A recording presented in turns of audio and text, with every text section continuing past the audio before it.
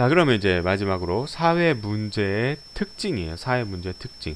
사회 문제는 교과서에서는 세 가지 특징을 다루고 있는데 뭐 더 많이 있겠죠.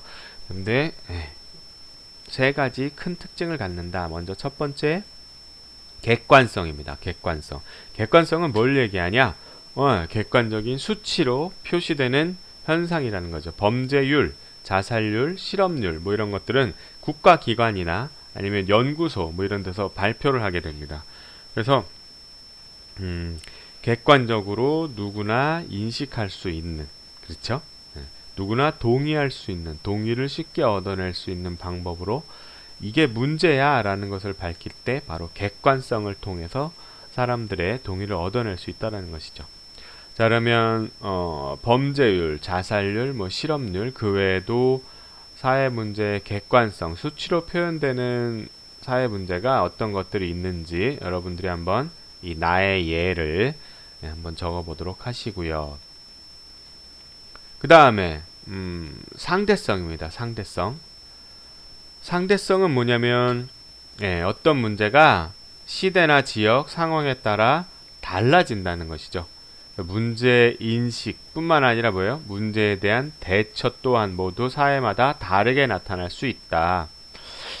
여성의 문맹률이 문제인 것처럼 보이지만 그렇지만 뭐예요?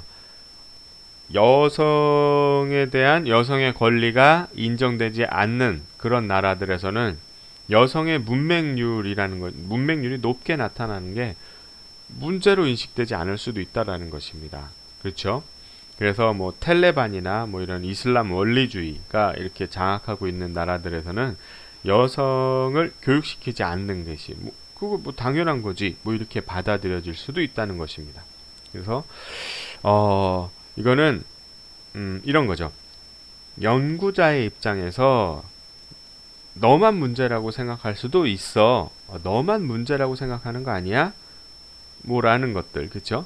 너가 제시한 방법이 너가 가지고 있는 특수한 상황에서 제시한 방법인 거지 그게 보편적이라고 얘기할 수 있을까? 뭐 이런 것들을 고민하게 만드는 부분, 그게 바로 상대성, 사회 문제의 상대성을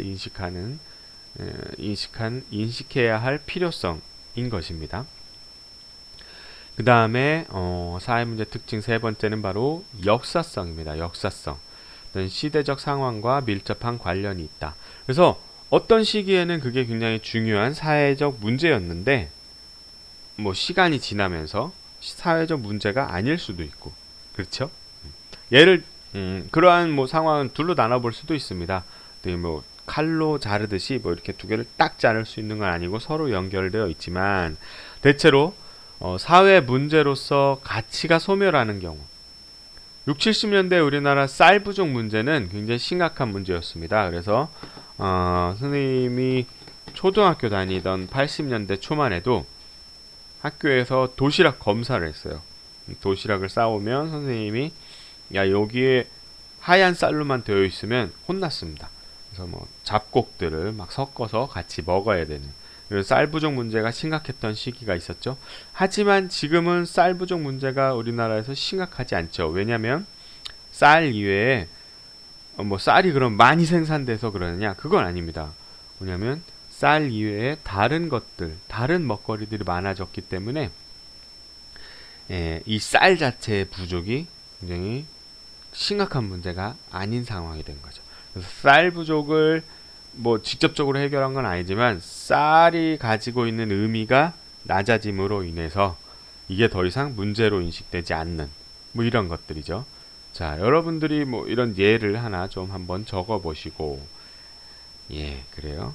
그 다음 사회 문제를 직접적으로 해결해서 이제 더 이상 문제가 되지 않는 경우들, 뭐 노예제 같은 것들이 바로 이런 예에 해당이 되는 거죠.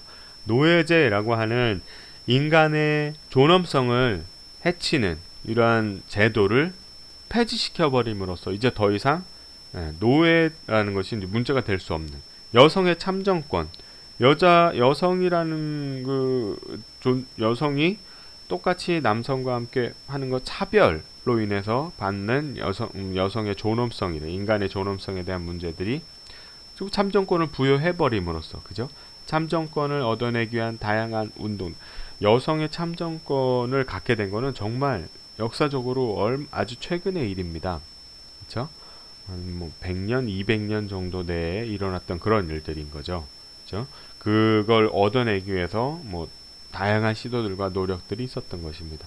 그걸 통해서 이 여성의 참정권을 부여해 버리니까 이젠 더 이상 사회 문제가 아니게 된 것입니다.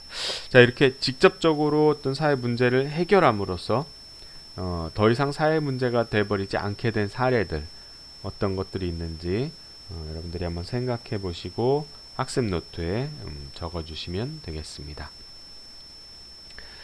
그래요. 오늘 이렇게 사회 문제의 의미와 사회 문제의 특징에 대해서 알아보았는데 다음 시간에는 사회 문제를 바라보는 다양한 관점들 해서 교과서 16페이지, 19페이지에 있는 뭐 기능론, 갈등론, 사회적 상호작용론에 대해서 각각 알아보려고 합니다.